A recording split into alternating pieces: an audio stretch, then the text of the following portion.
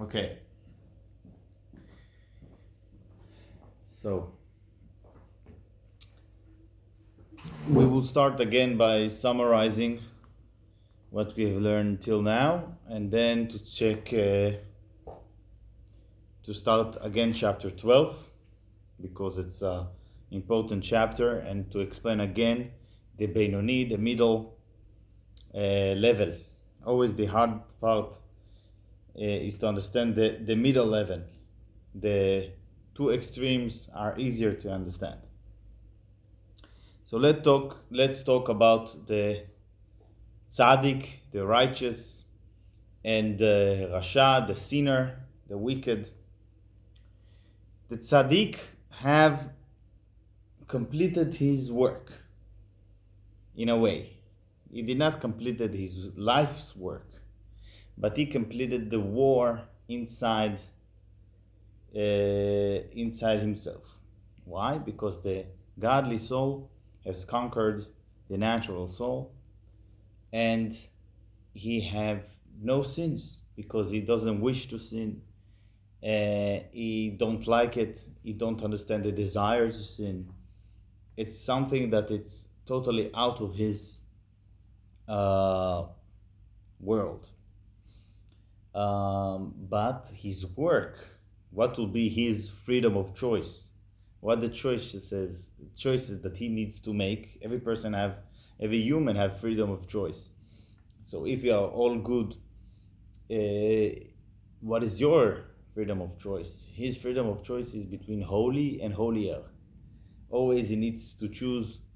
Always need to choose how much holy can he if he's dedicated in this way, if it's from fear or from love, from if it's total devotion to God, or is just enjoying God's presence. So there is levels, but this is out of our realm as well.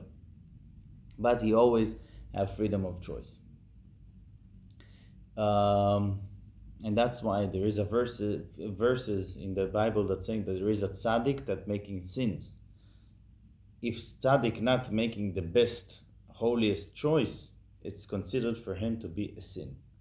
It's not that sin in the halachic, in the literal way. Its natural soul did not control his godly soul. It's not what's happening. But for him, it's considered to be a sin. So, and then we have the wicked. In the wicked, there is again also thousands of levels, the same way as tzaddik have so many levels. The wicked person have many levels. Why? Because there is the majority of the wicked or the sinners is the people that can do sin and regret. What kind of a sin they can do? They can do any kind, meaning one of the three garments, not only in action, also thought and speech. And even there is some character. For example, someone is saying act is only an act, is not so important. My thoughts are pure, my speech is pure. I'm doing something not good once a day. Or someone will prefer, thought is thought, a person can thought. What's the problem? My speech and my action will be clean. But my thoughts, I'm letting my thoughts go. I'm thinking whatever I want. It can be, someone can think like this, even though thoughts have much more impact on the soul. Someone will prefer speech because I'm doing good, my thoughts are pure, but I'm saying whatever I want. And there is many levels, but the person that he is a sinner, or he have the ability to sin, or more than that, he can let his thought thinking about sins. This person is a sinner. Doesn't matter if it's once a day, once in a year, if it's 100 times a day, if he sins, and even though he regrets the sin, but the regret doesn't make him never sin again. he falling again. You're doing something, you regret doing it. Can you promise that tomorrow you will not do it? I cannot promise this. So this is a sinner, a person that is animal soul is alive, his godly soul is alive, and they have battles, and you can be sure that tomorrow you will fall again in the battle. This is a sinner. Now, most of the people that we can consider even good people, they are definitely not the tzaddik, and they are probably the sinner. Because sometimes they're falling. This is the default of a normal human being. That is sometimes falling. But then we need to understand, if even someone that is sins once a year and he is regretting it, but he can never promise that he will not sin again, is a sinner, is a wicked person. So what is the Beinuni? So last week we said one analogy about Yom Kippur. We can say again today maybe a different analogy. So let's say a person is going by the store, outside the store, and he sees something that is very expensive, that he very like. A normal person would see something that he very like to have, but it's very expensive. He will say, okay, I like it, yes, but I have nothing to do. It's out of my budget. And he's going. Maybe he will. Yes. I'm interrupting. It seems like Janek is wanting to join us. 1 second, I don't see him. 1 second. No, this. No,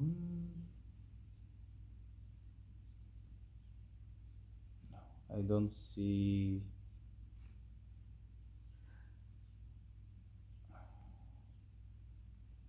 Just send him a message. I don't see him. Yeah. What's up? Message. 1 second, okay. I was a little late. You can join. Okay, sorry. Okay, he did not join yet, but if you will join, I will see. Okay, thank you. So, there is a person that is going by the store, he sees something expensive, and he's moving on. He can still dream about the idea of having it, but he doesn't have a real thought about this because he cannot have it.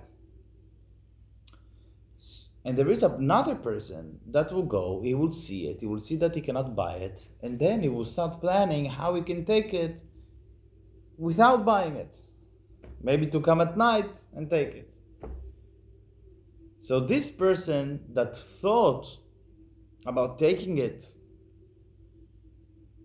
even though he doesn't have the money, is a sinner. Because his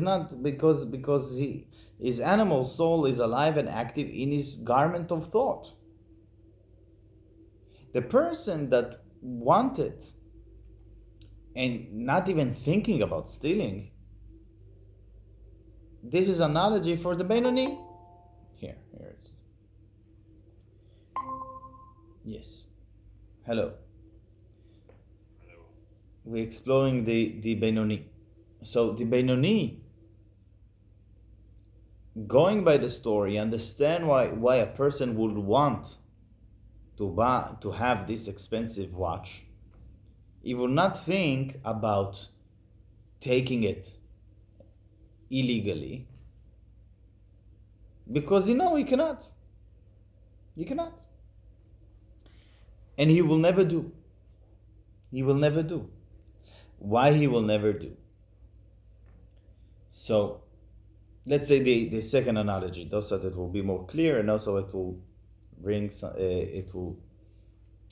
we said also analogy last week about Yom Kippur. We have someone in the synagogue towards the end of Yom Kippur, and he's hungry, and he's going to the kitchen to eat, even though it's Yom Kippur.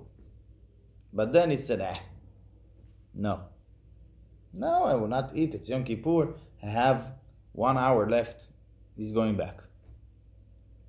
We have the second person feeling hungry in Yom Kippur, another person.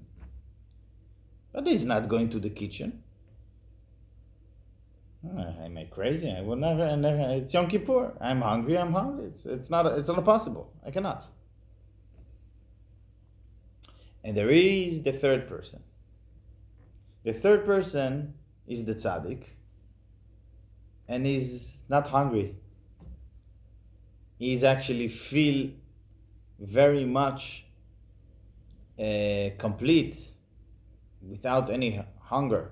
He just feeling alive and energized because of the holiness of Yom Kippur. So the person that going into the kitchen thinking about eating is the sinner. Not because he did a sin, halachically he was perfect, but his animal soul is alive. Is alive, and is the animal soul wearing the garment of thought occasionally. If this person will eat in Yom Kippur, he will be a sinner technically in the internal map of the souls. He's in the same level of the sinner. He's a much worse level of sinner, but they are both sinners. He is sinner of thought, he is sinner of action. The person standing and doesn't feel the desire to eat, the tzaddik, he is out of the equation. He is tzaddik, doesn't feel hungry, and he feels satisfied. He doesn't have the desire to eat.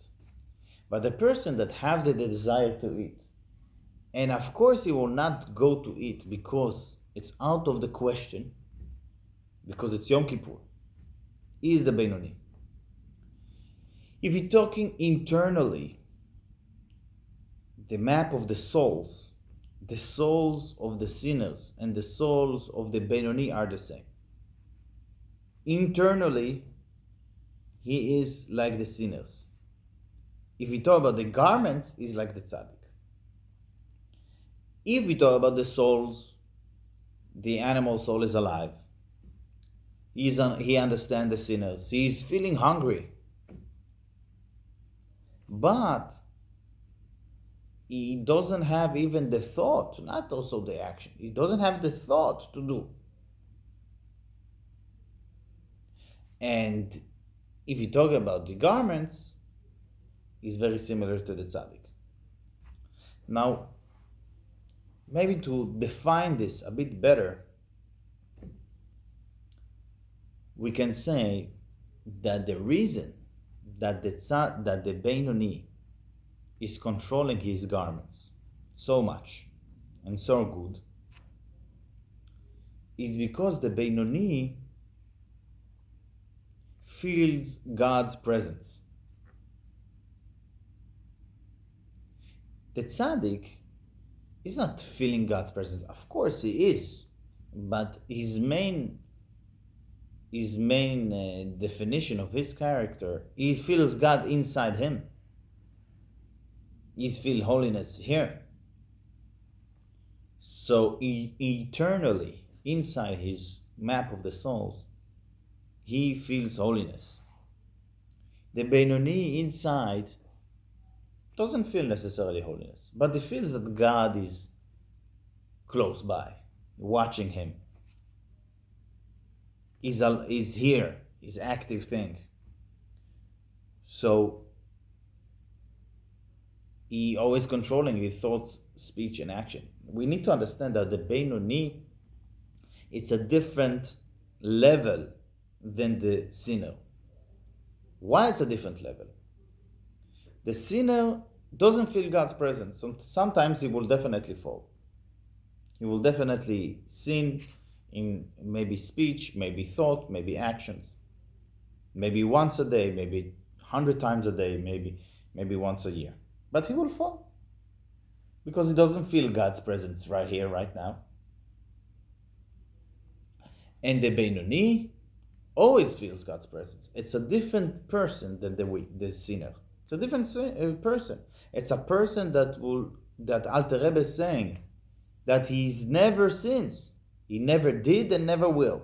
What does that mean, that he never did and never will? In his level, in his mindset, how can I do it? Now there is people that for some things they are like the Beinuni. If you would ask someone religious in the street in Bnei Brak, in Jerusalem, ask him, do you think you will have some times in your life that you will not put tefillin? Never. I will always put tefillin. Yes, no question. Why is that? It's not because they are holier. It's because of a habit or education or belief. Yes, so for some things they are kind of Beinuni. Beinuni is a person that can tell upon himself that he will never sin. Now, if he sometimes did, he didn't have a tefillin. His tefillin was lost. It doesn't make him not a Beinuni. Because the Beinuni, again, is the map of the soul. But the Beinuni, and this is the person that the Beinuni is the person that the Tanya was written for. Or more accurately, the Tanya was written for a person that is not a Beinuni, how to become a Beinuni. So the sinner can become a Beinuni. Why? Because you don't need to change your internal map of the souls. You need to change your mindset. Alter Rebbe is adding something very important. That there is something that helped very much the Beinuni. And we touched this subject before. The fact that the godly soul works in a way that the mind is the source of the emotions. The mind is the source of the emotions. There is no love towards God, real love, or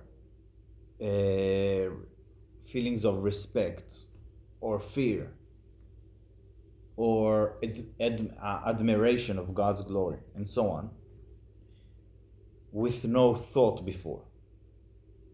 The intellect must work in order to reveal or create a feeling. And the main tool of the godly soul is the intellect. That's why the main place of the godly soul is the brain. And the superpower of the animal soul is the opposite, is the heart. Now, the heart is very strong, it's like an animal, it's strong. The intellect is, in general, weaker. But the intellect have inherent superpower over the heart, because the mind is controlling the heart. The mind is controlling the heart. In every second, the mind can control the heart. Sometimes if you let go, the heart is controlling the head. You're doing everything your heart's desire without thinking, maybe not thinking through all the consequences. But in the nature of human being, the head can control the heart. And because the head always have the ability to control the heart, so always a person can become a Beinuni. Because the superpower of the godly soul is the head, is the intellect. And a person always can remember that God is present. And if God is present, of course, I will not stand before God and do whatever I want. And I cannot Because if you think to yourself, it's not good to do it, I don't want to do it right now, it doesn't make you a Beinuni. Because maybe you don't want to do it right now, but in 5 minutes you will want to do it. But if your thought is about, and your mindset is about, God is present, God is here, so then your mindset is, I will not do it, and I will never do it, because God is always here. And if you're able to uh, to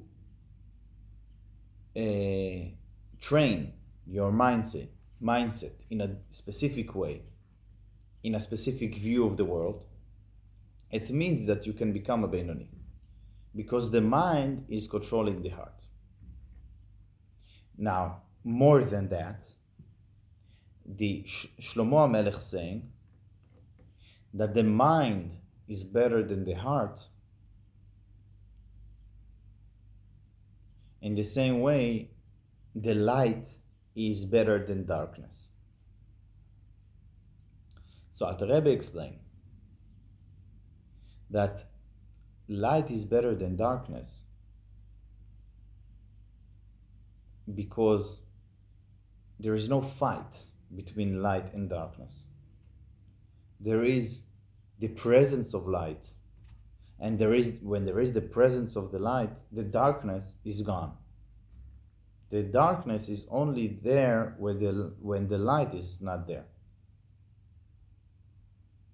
Darkness is absence of light. So when there is thoughts about God's presence, the heart is inherently weakened. He cannot open his mouth because the mind is controlling the heart. This is the whole point. If you understand something really well that means something, if you understand that something is not good, so your heart is terrified. If you understand that something is good, so your heart have a desire towards it. So if you understand very good that God is present, so your heart will not will at least confirm and go through with this understanding and will not disturb this understanding. So the intellect have a initial advantage of the heart, that when a person understands something, the heart is not against it. It cannot raise against the intellect. The same way that when there is a light, the darkness is not there to fight against it. It's just disappearing in the same way.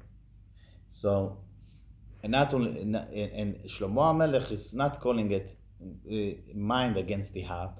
Shlomo HaMelech calling it intellect against stupidity, because the heart, it doesn't care about if it's the right thing or not the right thing. It cares only about what it feels in the moment, if it's pleasure or not. And the intellect can control the heart to tell him, maybe it's pleasureness, but it's not the correct thing to do. It's not true. It's stupidity. And then the heart is not rising against the intellect. So, again, the Beinoni is a different person than the sinner, because the Beinoni never sinned and never will sin. Again, never sinned, not because he did not sin, because he's in a mindset that he doesn't feel that he sinned in the past or that he will sin in the future. He feels God's presence is here and I will do whatever it needs to be done. So the Beinoni is a different person than the sinner. From the other hand, he's much similar to the sinner than to the Tzadik, because his internal map of the souls is exactly like the sinner.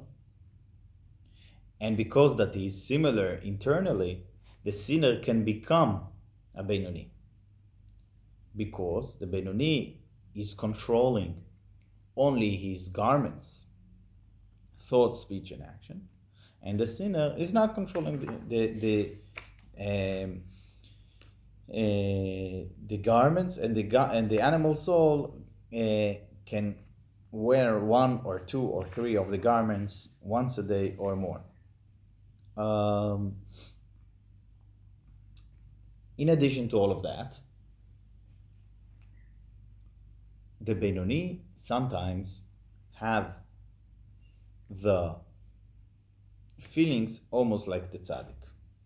The Beinuni dedicating time to reveal and to create and reveal emotions towards God. Because as we spoke before, the Tzaddik is a person that is only holy. The godly soul is there, fully opened, fully alive. And when soul is alive, it means that it have understanding and emotions. And those are the emotions that the tzaddik have. Tzaddik have emotions of love and respect and so on towards God.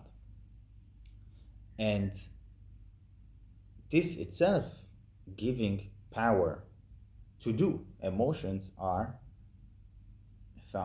some things that motivate action. Now the tzaddik, after all, this is the reason you will ask the tzaddik, why do you put tefillin? So will not tell you because I'm tzaddik, because he will tell you because I love God and I want to express my love, or because I feel the connection that I have with God through the tefillin. So what? I want this connection. So there is also emotions. The Beinuni also have emotions in much smaller level than the tzaddik. And sometimes they have more, sometimes they have less, because you need to work on those emotions. How are we working on those emotions? He dedicating time to use intellect and to create emotions, godly emotions, that will awaken his godly soul. And in the time of the prayer, when he's praying a long prayer in the morning and he's feeling all of his emotions, so in those times the godly soul is awake and the animal soul is not active, not because it doesn't want to be active. Sometimes the animal soul doing its best to disturb the person from focus in the prayer. But when he succeeded and he have some emotions of godly emotions, so the animal soul is kind of asleep, because a person cannot feel in the same moment two emotions. In general, even though Alter Rebbe will talk about it more. But in the same moment that he's feeling love and respect towards God, his animal soul is asleep. But after that, when the focus is lost, so of course there is impact. There is impact. A person that felt something strongly one moment, after that there is impact of those feelings, and this impact helping the Beinoni during the day, because he still remembers the love that he had towards God that he had 2 hours ago. But the war is different. The animal soul is awaking and back, and is still alive, and is asking the person, maybe you want to think about what will be if we will do whatever we want. And this Beinoni need to tell himself, wow, how can I think these thoughts? I cannot. So he have the fight inside, but the help of the morning prayer, because it's mainly done in morning prayer, is the impact of the feelings that he had is helping him during the day. And that's why we need afternoon prayer to awaken it again, and after that evening prayer. So that is the main road. In Hebrew we're saying derech hamelech, the king's road, the king's way, to be a Beinoni, to dedicate long hours every day to pray and to think about God during the prayer, to think about God's glory and how small are you, and how privileged are you to be connected with God Almighty, and how this and that, and those things creating feelings. And the feelings are the motivation of the Beinuni during today, and they are what makes him a Beinuni. And there is people till today that taking the king's way, the king's road to the Beinuni, at least in Shabbat. If you go to a Chabad community, you will see people that praying hours and hours, sitting on it, thinking on it, learning a few hours before the prayer, thinking about one idea, and some people coming to levels. Now, Alter Rebbe will give more tools for this, and this is the rest of the Tanya, to give more tools what a person can do and can think, and what more types of Beinuni there is that helps all people to understand their mission. Another last thought. People before the Tanya thought that their goal is to be a tzaddik. And sometimes, or many times, people thought that they are. People thought that they are. They are tzaddiks. They're not sinning, not every day. So it's fine. Alter Rebbe came and told them, listen, you are definitely not tzaddik. You may be Beinuni, and you cannot be tzaddik, and your goal is not to be a tzaddik. It's not your life's mission. You should stay. This is your only choice, but this is also why God created you. You should stay what you are. Just be better in this. At this thing, you should be better. You should not change status. You cannot change status. You can change status be from sinner to Beinuni. But the question is always, and the Tanya, it will be asked more than once. So why God created us to stay Beinuni or sinners, to stay in this level and not to become tzaddik? Because it's a mind shift. Alter Rebbe is changing all the way to look. Your goal is not to be a tzaddik. So why am I here? To be a Beinuni. To be a Beinuni. Your mission is to be a Beinuni, because a Beinuni is doing something that the tzaddik maybe is not doing. And there is a specific pleasure for God with this kind of work. So this is one of the keys of the Tanya, that the person should not change his status to be a tzaddik. It should change his status from sinner to a Beinuni, but not the tzaddik. And also through that you understand what is a tzaddik. When we're saying a person is a tzaddik, it's something. He's not a regular human being. He's not a human being. Yeah. This is the lesson of today about the chapter 12. This is the point. I will send you a link to read it by yourself as well. Any questions? Yeah. Okay. Those emotions may be very fast. So you thought is coming somehow later, or strong emotions or bad emotions like anger and Yes. you may lose patience very very easily. So and afterwards Yes. you can like to control yourself, but at the beginning, it's emotions are like overwhelming it. Yes. You're basically saying that.